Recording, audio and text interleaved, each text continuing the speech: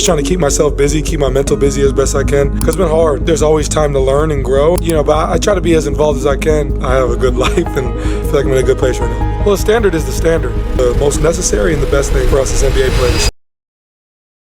Going well. It's coming along. I feel like I'm right on cue where I'm supposed to be at this point. Moving around, doing everything. So just taking it a day at a time. It's a monotonous thing of every day. Feels like you're doing the same thing over and over, and I feel like I'm in a good place right now. Yeah, of course, this summer is, I don't want to say awful, because I have a good life and I'm in a good position in life, but it's just been a drag, just trying to keep myself busy, keep my mental busy as best I can, because it's been hard. It's been hard. I mean, the season got hurt in Game 7. Everybody left Indy the next day. I had surgery in New York the next day. So by the time I got back, everybody was gone. So get to see any of my teammates really or hang out with anybody. So I've really just been in my house, my fiance, my family. So it's been hard, but I've just been trying to keep myself busy with, I've had a lot of people come and visit me over the last couple of months, which has been amazing, and trying to keep myself busy, go to Fever games, do stuff around town as best I can. But yeah, summer's been a drag, so it's been nice to have the guys back and have that banter and just be able to hang out with them. So definitely thankful for the village around me.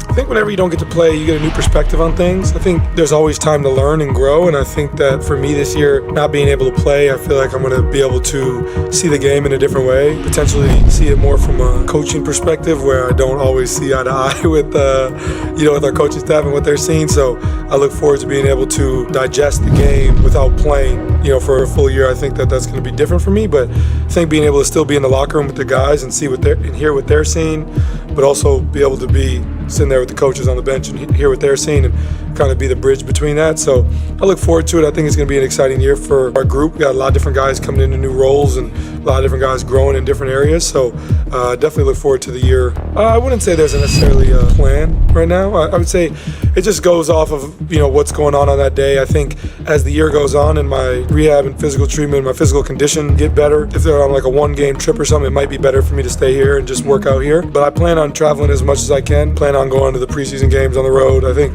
just trying to keep a sense of normalcy as much as I can. There's going to be times where I don't want to leave the house. There's going to be times where I need to get out of the house. And I think that our organization has done a great job of continued conversation with me and allowing me that freedom mentally and allowing me to really just read off of how I feel and what's going on. So I feel like it'll just be a read and react as the year goes on, but I want to be there as much as I can, but definitely just reading how my body's feeling and, whether it's a necessary trip to be making. But I try to be as involved as I can. I get here earlier than usual so I can finish all my work, so I can be there for all the on-court stuff and walk around as much as I can. I can't really rebound, but I can pass. Just trying to figure out how I can fit in and do different things. I want to still feel involved and still feel like I don't want guys to feel like I'm not there, I'm not part of the team. My mom made a joke the other day that because they took a disabled player exception that I'm not part of the team anymore. Just trying to stay involved as much as I can is important for me.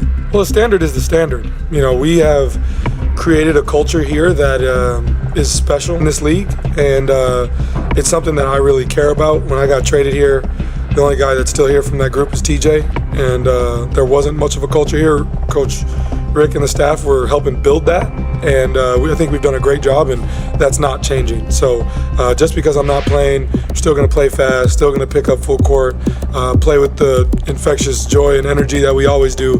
That doesn't change, and the standard is always going to be the standard. So guys know that, they understand that. But I look forward to seeing a lot of different guys take on different roles. I think that Jairus and Ben are two guys that are going to have an increased role. Drew is going to have more on-ball responsibilities. So I look forward to seeing him balance, doing more on the offensive end and still being who he is defensively. Now it's going to be hard to be guarding the best player every night and take handling majority of on-ball responsibilities. So I see his defensive responsibilities maybe decreasing a little bit, but because of who he is, I don't see it being anything drastic, So I look forward to everybody's role changing a little bit. Obviously, change with our big, and so having Isaiah is going to take on a new role. Jay Huff have a new role from what he had last year. James Wiseman, all these guys are going to be on new roles. So I'm definitely excited to see everybody grow, and I think baptism by fire is sometimes the most necessary and the best thing for us as NBA players. So definitely look forward to seeing all the guys take on new roles.